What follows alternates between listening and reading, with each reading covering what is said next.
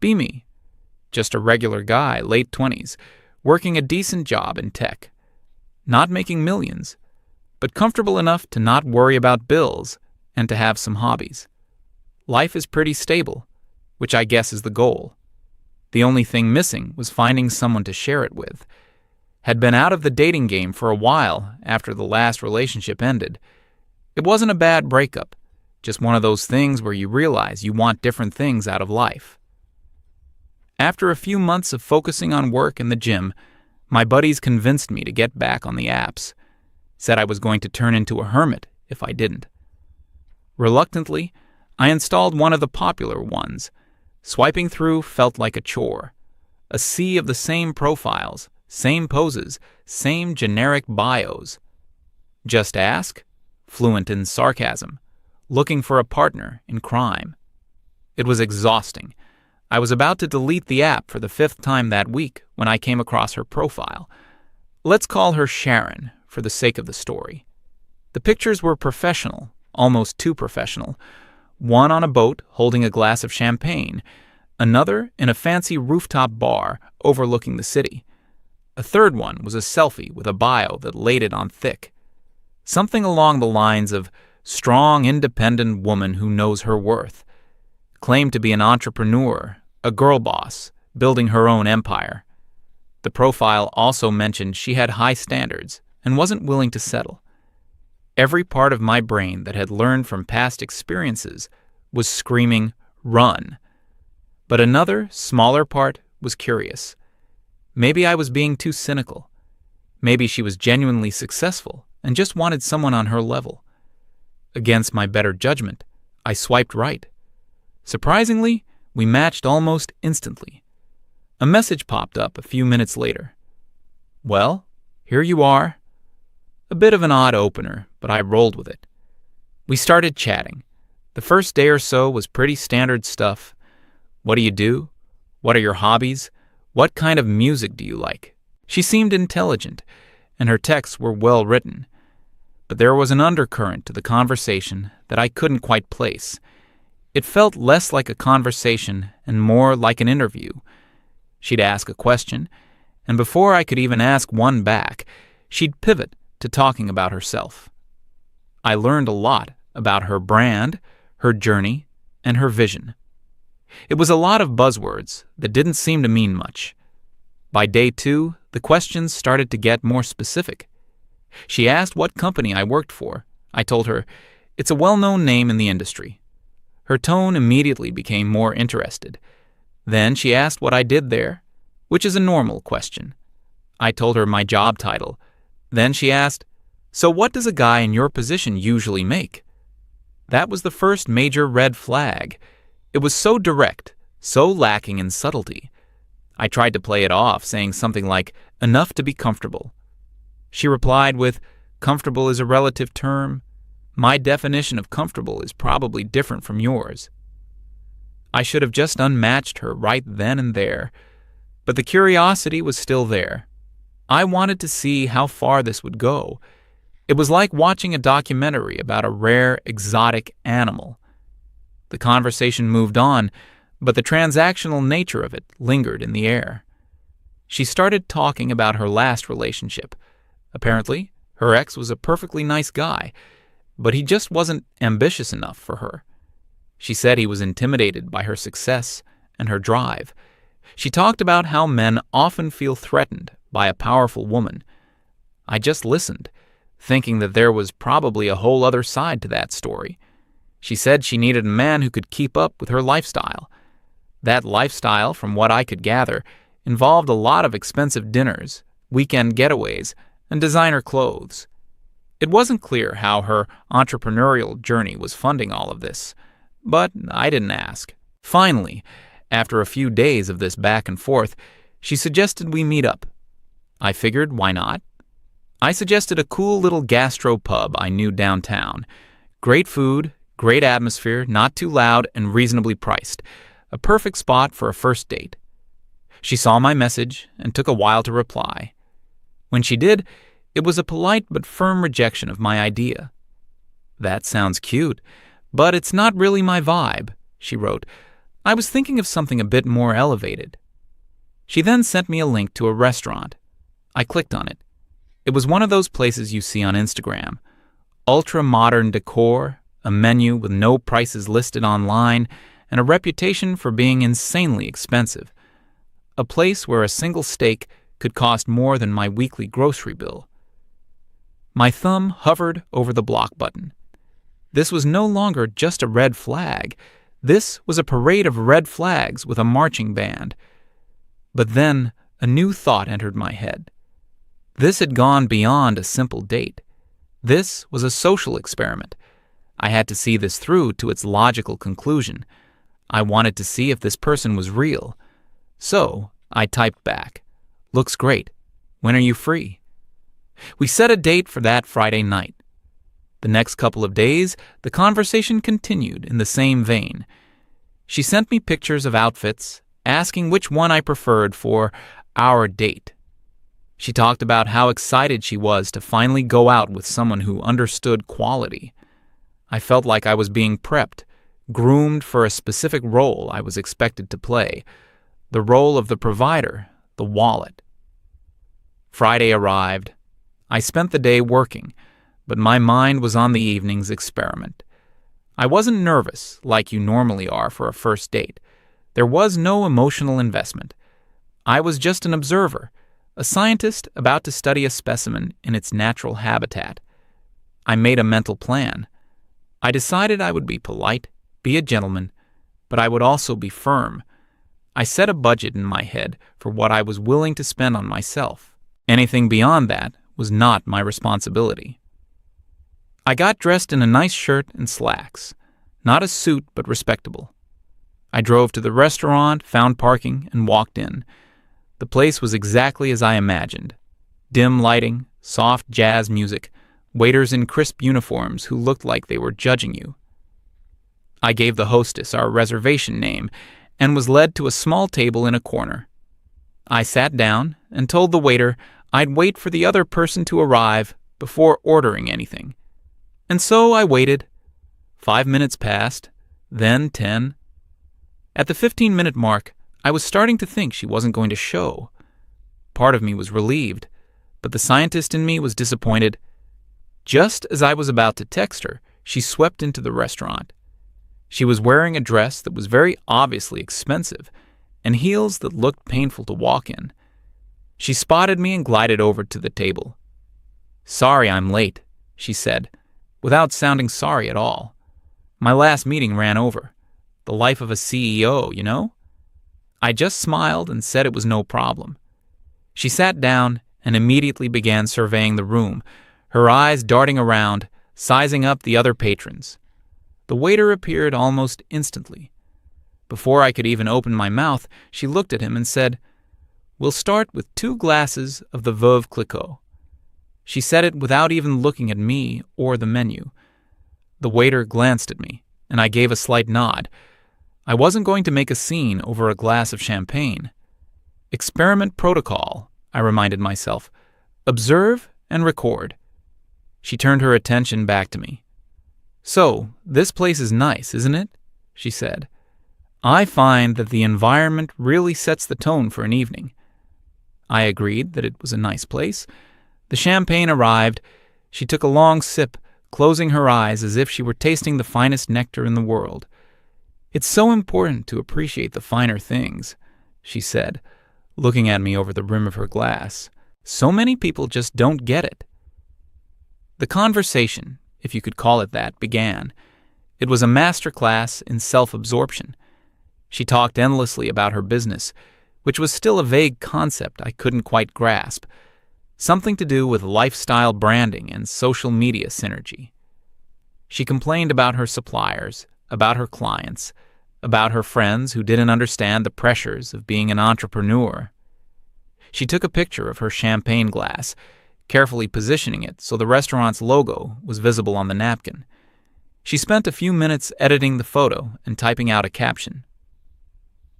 "Boss babe. Hustle hard.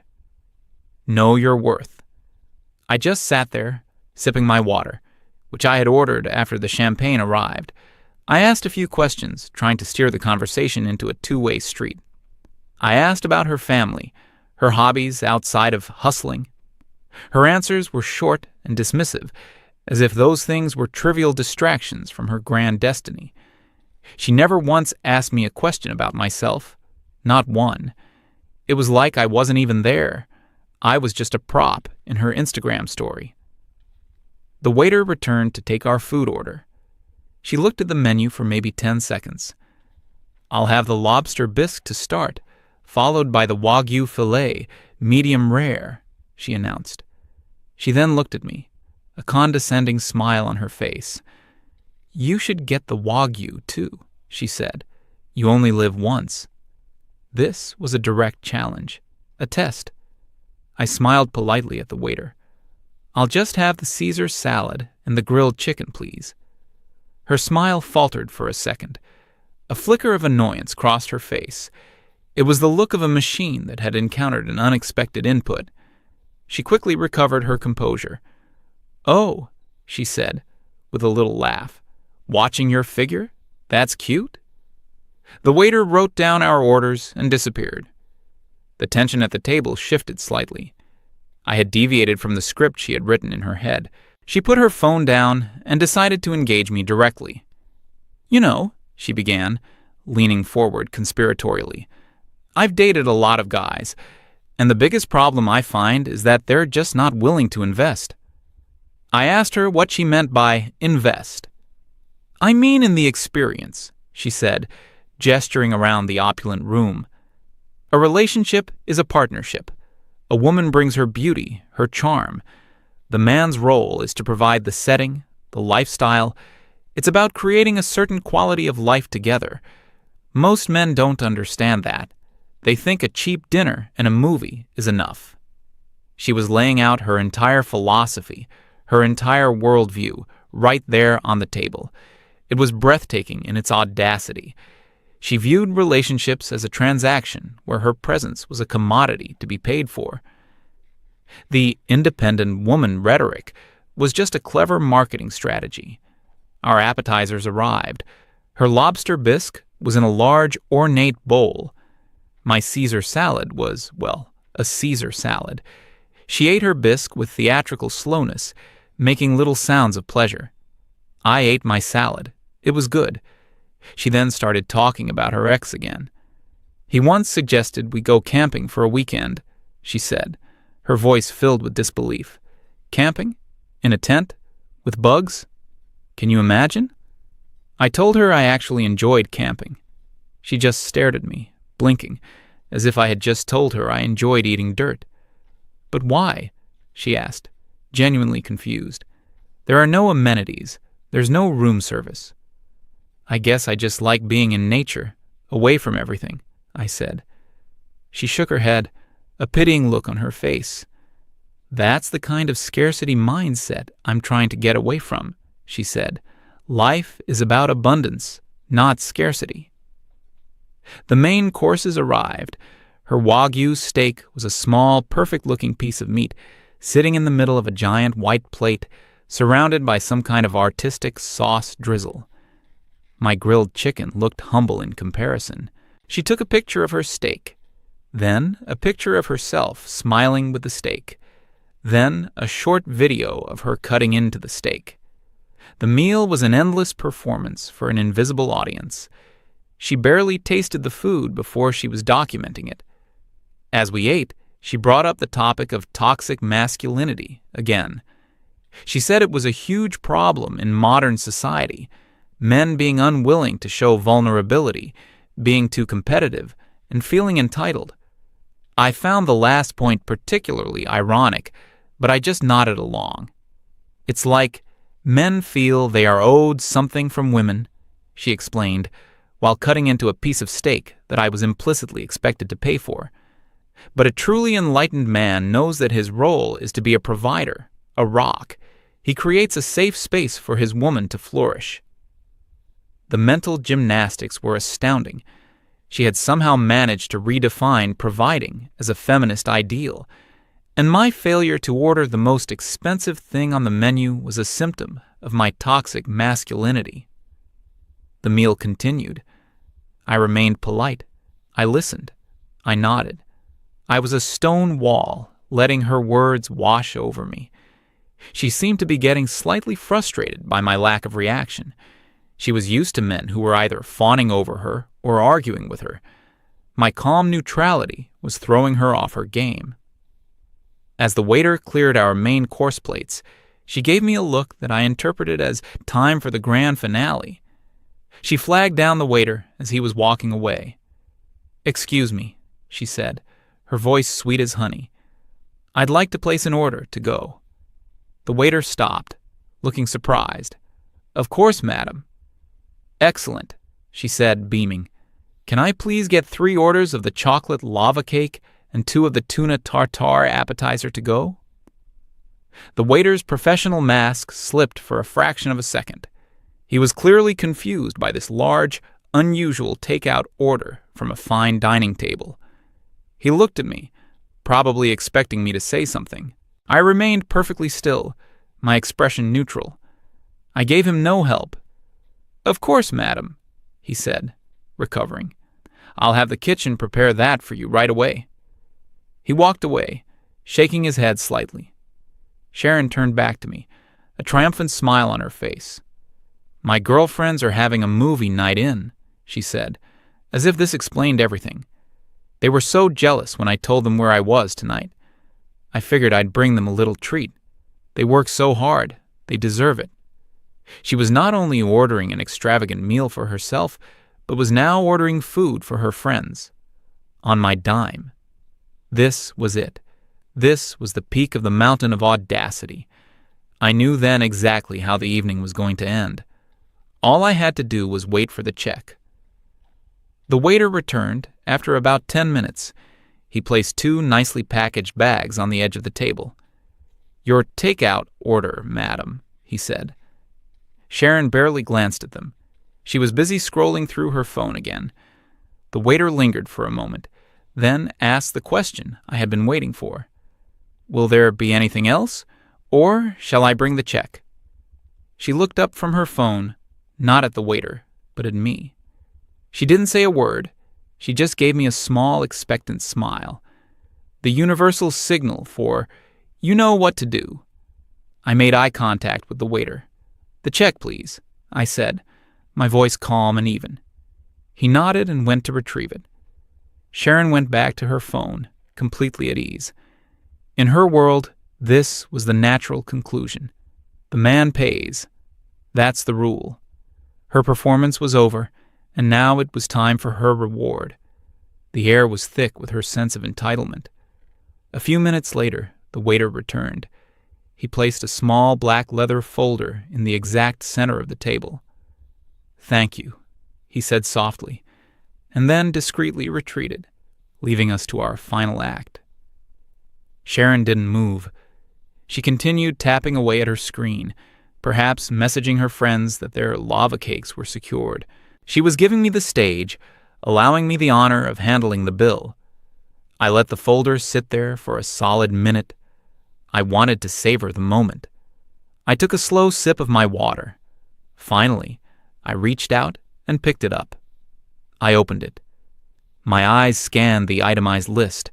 2 glasses of Veuve Clicquot, 1 lobster bisque, 1 Caesar salad, 1 Wagyu filet, 1 grilled chicken, 2 tuna tartare, to go, 3 chocolate lava cakes, to go. It was all there, a monument to her ego. At the bottom, in bold print, was the total, 487,50 I had to give her credit. It was an impressive number. I didn't flinch. I didn't sigh. I didn't show any reaction at all. My plan was already set. I reached into my back pocket and took out my wallet. From the billfold, I removed a single $20 bill. I placed the bill neatly inside the leather folder. Then, I did something she didn't expect. I slid the folder gently across the smooth table until it was directly in front of her. Her head snapped up from her phone. Her eyes darted from my face to the folder and back again. Confusion was written all over her face. "What are you doing?" she asked, her voice a little sharp. I leaned back in my chair, relaxed. "That's for my iced tea and a tip for the waiter," I said, keeping my voice level. She stared at me, her brain trying to process what was happening. The script was not just deviated from, it was being set on fire. "What are you talking about?" she said, her voice rising slightly. "The bill." "Yes, the bill," I replied. "I'm sure you can handle it. You're a strong, independent woman, remember? You're building an empire." I used her own words, her own slogans. The color drained from her face. The confident girl boss persona vanished, replaced by a look of pure, unadulterated panic. She opened the folder and saw the single $20 bill sitting next to the $487.50 receipt. "Is this a joke?" she stammered. "Are you serious?" "I've never been more serious," I said. I started to gather my things. I put my phone in my pocket. I picked up my keys from the table. "You can't do this," she hissed, her voice low and furious. People at the next table were starting to look over. "Why not?" I asked, genuinely curious. "You repeatedly told me about your independence. You told me you don't need a man. You ordered your entire meal, your drinks, and even food for your friends without consulting me once. This was your evening. You created the experience. It only seems fair that you should invest in it." Her mouth opened and closed, but no words came out. She was completely checkmated by her own logic. Every argument she could possibly make would contradict the very image she had spent the entire night and probably her entire adult life crafting. I stood up from the table. "It was an educational evening," I said. "Thank you for the lesson. Good luck with the bill." I turned and walked away. I didn't look back. I walked through the restaurant, past the curious glances of other diners, past the hostess stand, and out the front door into the cool night air. I felt a sense of calm, of justice. It wasn't about the money. It was about the principle. It was about the complete lack of respect, the staggering entitlement, the assumption that I was not a person but a function. As I was walking to my car, my phone buzzed. It was a text from her. "I can't believe you just did that. You are a toxic, misogynistic pig." Another one came in immediately after. "I don't have enough money to pay for this. You have to come back." Then another. "This isn't funny. I'm going to have to call the police." I read the messages under a streetlight. The strong, independent woman had crumbled at the first sign of real-world consequences. Her power was an illusion, funded by the expectations she placed on others. When those expectations weren't met, the illusion shattered. I didn't reply. I got in my car. As I was pulling out of the parking lot, my phone started ringing. Her name flashed on the screen. I let it ring. It stopped, and then immediately started ringing again, and again. I drove home in silence, the phone buzzing angrily in the center console. When I got back to my apartment, there were 15 missed calls and a wall of text messages. They ranged from furious threats to pathetic pleading. She called me every name in the book. She told me I had taken advantage of her. She said I had ruined her night. In one of the last messages, she wrote, "A real man would have never done that." I read that one and smiled. Maybe she was right. A real man, according to her definition, was one who would happily pay $500 for the privilege of being ignored, condescended to, and used as a prop. A real man was a doormat. I took a screenshot of the conversation, just in case. Then I blocked her number. I blocked her on the dating app. I erased her from my digital life. I never heard from her again. I have no idea how she resolved the situation at the restaurant. Maybe she had to make a humiliating call to her parents. Maybe she had to try and talk her way out of it with the manager. Maybe one of her girlfriends had to come down and bail her out, an awkward exchange for some cold lava cakes. I don't know, and I don't care. The experiment was a success. My hypothesis was confirmed. The lesson cost me about $7 for an iced tea, which I consider the best money I've ever spent on a date. I deleted the dating app the next morning. I figured I'd take a break for a while. Maybe I'll try again in a few months. Or maybe I'll just go camping.